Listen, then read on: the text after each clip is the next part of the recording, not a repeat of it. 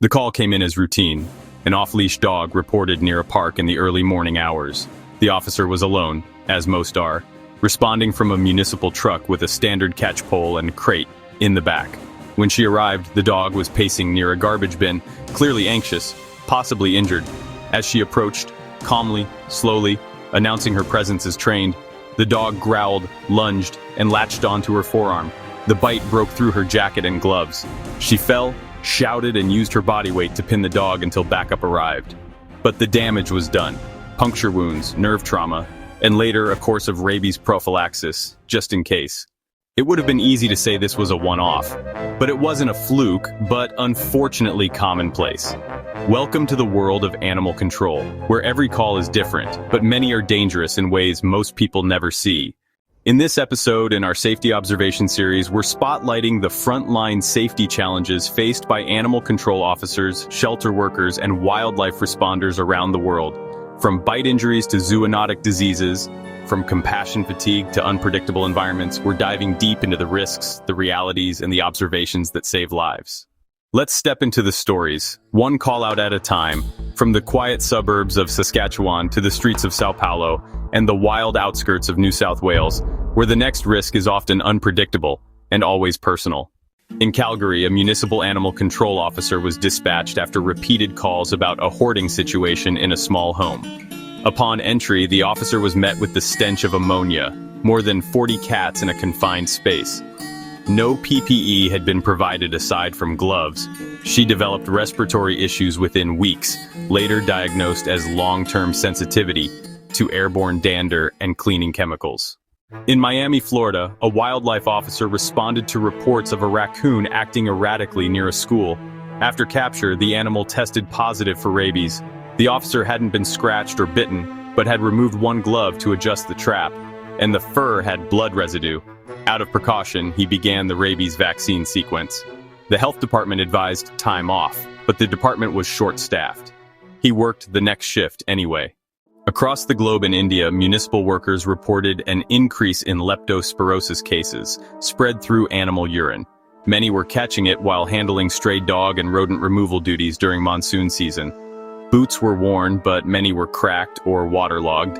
Several workers experienced severe flu-like symptoms, including high fevers, vomiting, and muscle pain, which in some cases led to hospitalization.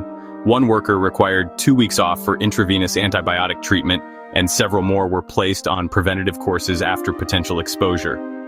The long-term health consequences were unclear, but the incident pushed the department to reevaluate its PPE procurement and wet weather protocols. In South Africa, a shelter worker suffered a deep puncture wound to the thigh from a pit bull undergoing a behavioral assessment. The dog had been surrendered by law enforcement after a suspected dogfighting seizure. No one had flagged it as aggressive. The handler was alone. There were no cameras. She required surgery and missed 6 weeks of work. These are the visible risks: bites, scratches, blood exposure, but what about the ones we can't see? Compassion fatigue is a silent hazard. In Sao Paulo, a kennel technician resigned after 2 years. During her exit interview, she broke down describing the emotional toll of euthanizing animals weekly. She said no one ever talked about it, not the trauma, not the grief, just the next intake.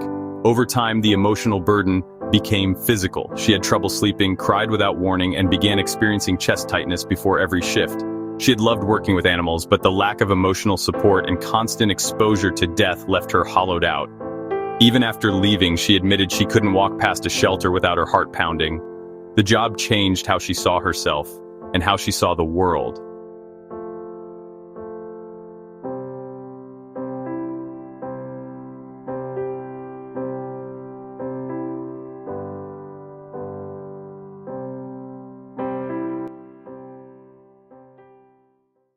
In Australia, a mobile vet tech working with wildlife rescue teams described an incident where she had to euthanize an injured kangaroo on the roadside, alone, with passing cars slowing down to watch. The stress and isolation of those moments, repeated over months, led her to burnout and eventually a mental health leave. In Vancouver, a nighttime dog pickup went sideways when a man refused to surrender his unlicensed pet. The officer was screamed at, followed to her vehicle, and threatened. She had no partner, no security, no de-escalation backup. Lone worker risks in animal control are more common than many realize. Officers drive into rural properties, urban encampments, behind alleyways, into basements and barns. The danger doesn't always come from the animal. Transportation risks are another major concern. In a 2022 report from the UK, nearly 18% of animal control-related injuries involved lifting animals into vehicles, restraining animals during transit, or being struck by shifting equipment or crates in motion. In Brazil, a veterinary transport van was struck at an intersection. The crates weren't properly secured, and 2 dogs inside suffered fractures. The driver was not at fault, but the emotional impact of witnessing the aftermath, injured animals, the sound, the guilt, stayed with him long after the cast came off. We also have to consider sanitation risks, especially in overcrowded shelters or impound environments. Needle stick injuries during intake, chemical exposure from cleaning agents, and exposure to ringworm, parvo, and even toxoplasmosis are frequent and often underreported. But there are examples of progress. In Ontario, one regional animal services department implemented a biosecurity protocol review that led to monthly staff-led audits of chemical storage, glove compliance, and vaccination tracking. In response to a toxoplasmosis exposure incident, they added mandatory signage in intake rooms, switched to single-use gowns in high-risk zones, and upgraded their hand-washing stations. Within a year, reported cross-contamination cases dropped by 40%. And new staff reported feeling better trained and more confident when handling intake. These improvements weren't flashy, but they were critical, and they started with a few observations someone chose not to ignore.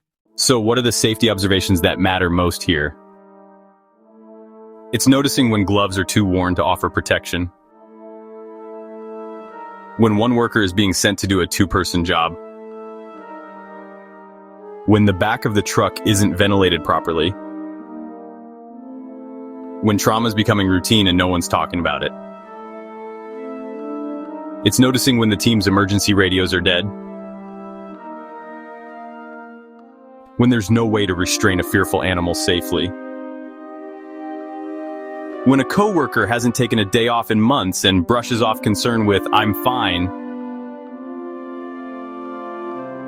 It's knowing that reporting near misses, scratches, cornered rooms, chemical splashes can stop the next serious injury from happening. And above all, it's remembering that the job isn't just about animals, it's about people too. So to the animal control officers, kennel techs, shelter volunteers, wildlife responders, and field crews out there, you are the ones walking into situations no one else wants to face. And often, you're doing it alone. If you've got a story, something you saw, something you stopped before it escalated, we want to hear it. Drop it in the comments. Subscribe to Safety Smart HQ to help build this community where frontline stories turn into frontline awareness. And for every time you've held the leash, made the call, carried the crate, or said goodbye, we see you. We appreciate you. And we're fighting for your safety too. You are not invisible. You're essential.